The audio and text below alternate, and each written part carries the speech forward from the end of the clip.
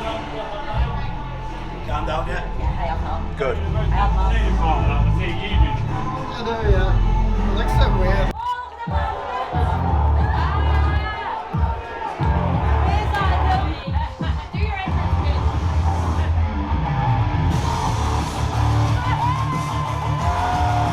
Hailing from Liverpool, England.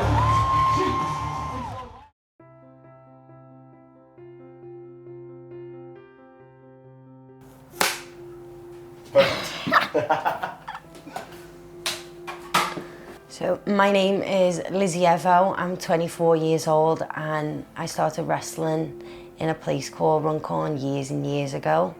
My favourite inspirations growing up was Randy Orton. Always loved watching Randy Orton wrestle. Loved his character work, loved how he was on the mic. How he just drawed me in from such a young age. Maria Kanellis was a good one as well because I just loved how she portrayed herself as a woman wrestler. And yeah, she inspired me to be exactly like her with a mentality and how strong she was for young women.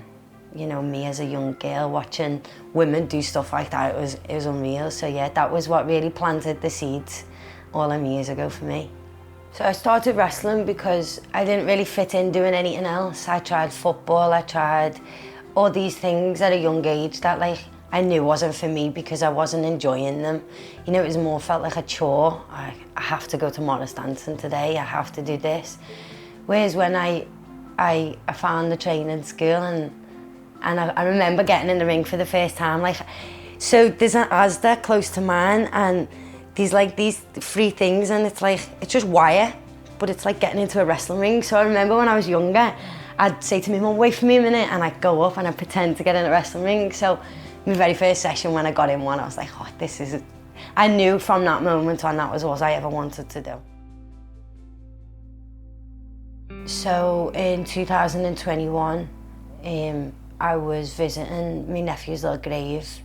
COVID was really big at the time, and I remember I'd just been shopping and I was going to some flowers on the grave, and I just took a different way home. I don't know why I took a different way home. And yeah, everything just changed in that minute when the car accident happened, and I was just driving down the road and there was a car on the left lane and I was in the right, so the middle was free, and I was doing a right turn at the bottom of the road. So I knew to be in this lane, so I'm about to overtake a car and the car on the left lane has just sped up and undertook the middle car. And I don't know if it's panicked or whatever, but it's just driven straight into my lane when I was in its blind spot. And it was enough to push me into a curve, and I clipped a lamppost and the car just flipped. Weirdly, time stopped, and I was just saying, you're gonna be okay, you're gonna be okay. I think when it actually come to a full stop, the first thing I thought of after I unclipped my seatbelt was, I am full of adrenaline, but what are my injuries going to be? I was kneeling down because obviously the car was upside down, but I'm back and forth on my hands and knees. I'm cut my finger on a bit of glass, and weirdly that was the only injury that I walked away from the car crash with. And I remember when I pulled myself out the boot and I was lying on the floor, I just looked up at the sky and I was like, don't let it be the reason that I can never wrestle again. I've found my purpose, I've found everything that I want in life, and just don't let it be took away from me because of someone else's mistake. If it was my own, fair enough, but someone else's mistake, not. You know, sometimes you hear them stories and people can't control what happens next.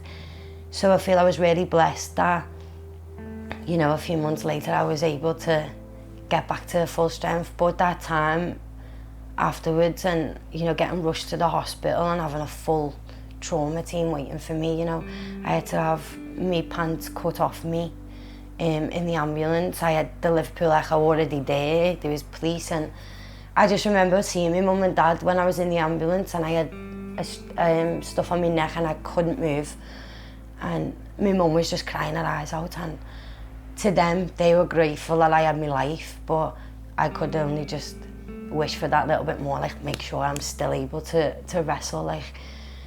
that was just hanging there. In that time, that was when I was at the lowest point, because I was like, I've worked so hard for 9 years. I've been working since I was 14 years old, pushing to be, you know, the best women's wrestler I could be. Not even just that, but the best wrestler. And I just felt like it was all going to come to an end at that point. But the recovery was the hardest part, I guess, because I had to, when the Echo did an article on me, there was some horrible comments about me appearance and, you know, how didn't her lips save her, and all just all nasty things. And it just showed me that, like, you know, you're all gonna get that no matter what in life, and it doesn't matter if people say them things about you to tell you. No one puts your shoes on at the end of the day, and no one lives your life. So it's how you get up from them moments, and that to me is what made me the person I am today, because I learned how to overcome people's opinions, as well as, you know, strengthening my mentality and my physical as well.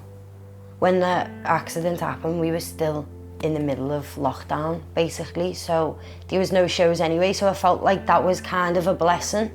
I didn't necessarily have to cancel shows, but it was more a case of being ready for when shows came. And it was really, really tough, obviously, because there was no gyms open. And I have a cousin who's a PT, and she really helped me so much. She had me on the field, she had me doing jogs, and I think once the email from WWE came, that was when I got serious about stuff. I was like, okay, maybe this is a blessing, like maybe this is a chance to show that I am strong enough to go after it, even after everything I've been through. So it was more of, you know, following the pages that were encouraging you to look after your mental health, rather than following things that was destroying it.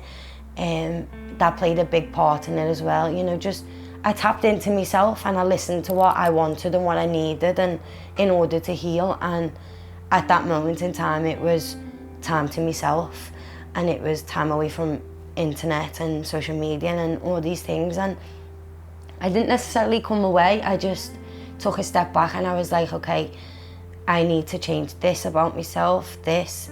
And that was when I started, you know, I got new wrestling gear, and I got really serious about, you know, if I survived something like that without even a broken bone, then this is meant for me, you know. And that's all I kept saying to myself when WWE come. And I was like, so when this tryout happens, like, that's always been the biggest fear, is getting called for the tryout as a wrestler, because you just don't know what to expect. And I think once I was in the mindset where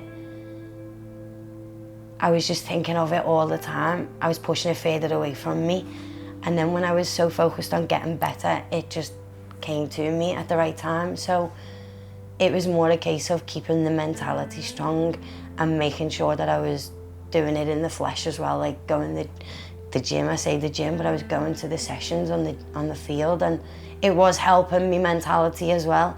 So when you combine the two of them, by the time the tryout came, I felt like I was on top of the world, because I'd had so many people supportively messaging me, and although the negatives were there, the positives outweighed them. And sometimes you just got to balance, and like, you're never going to please everyone, and that's all right. Like, so that was the mindset going into the tryout. I was like, well, if this is meant for me, then obviously it will be for me, and if it's not, something else will be. And I was fine with it. And then obviously the tryout happened, and I got called back, and I had the whole run with NXT UK. And like, every day I feel blessed, because although I don't wrestle every single day, this is my full-time job now. And I couldn't be more thankful that, you know, 14-year-old Lizzy would look now and say, you know, despite everything, you know, all the early abuse in wrestling, all that type of stuff was all worth it now, because the woman who I am, and not just in the ring, but outside of it as well. I think that's important. Future Shock Wrestling School reached out to me recently, and you know, it was really lovely what the message said. It was like, you know, a lot of our trainees value your work, a lot of our trainees look up to you, and you know, it's been in conversation that it would be good to, you know, potentially have you as a trainer. And I think a couple of weeks before I'd made a comment online about, you know, making sure people are being trained by the right people. And I only say it because when I first started wrestling, the school I attended, it got me fundamentals and my basics down, but it wasn't the right place for a 14-year-old to be in. There was a lot of bullying and a lot of other stuff. So when Future Shock reached out to me, and I was like, well, you know, I wish there was someone that cared about people as much as I do back when I started, because I kind of want to just pass that knowledge on now. I'm not going to be in wrestling forever, and I see people coming through now that have big goals and dreams, and then I remember being that person, and to have someone, especially a female, coming through and having worked for WWE and knowing what WWE want, I feel like that was special that he asked me, because I can give that, you know, and that if I can help people on their journey, that's even more special to me, because people helped me when I was younger. Not just helping me in the ring, but watching them and learning how they move and things like that. And you don't really pick it up straight away, so I feel like because of the amount of wrestling I watched as a young person, as you grow up you can spot potential, and it's so good when you're a trainer because you can just see the stars before they even become stars. And I love that, because you can, you know, a lot of people in wrestling will critique people and be like, you should do this better, but sometimes praise is where they grow as well, because you can critique someone but it will destroy the confidence all the time if that's all they can hear. So as long as you can balance it and make sure they know that they're doing well as well, you know, you don't always have to shit on people's work, you know, but that's just me. And I think as a trainer, that's something that you should really have going forward, you know, especially with people that want to go where you've been.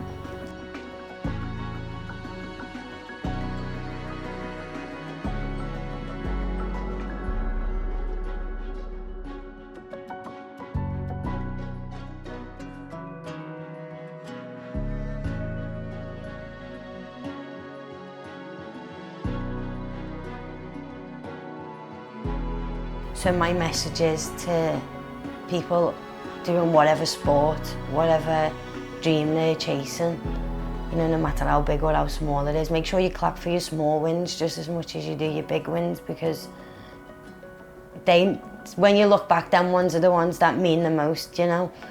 And I feel it's important to just pass a message on that no matter where in life that you are, you know, as long as you have your belief in yourself, you're actually gonna do the things that you want to do. And just don't let people bring you down, man. Like, so many people have tried to bring me down and get me out of wrestling, and I realised it's just because people see your potential and there's a fear. And you know, I'm glad that I never let that stop me from doing what I want to do. So my message is to, if you have a dream, follow it, and don't let no one tell you no. You know, like, this is my story, and I hope you come to find that yours will come true as well.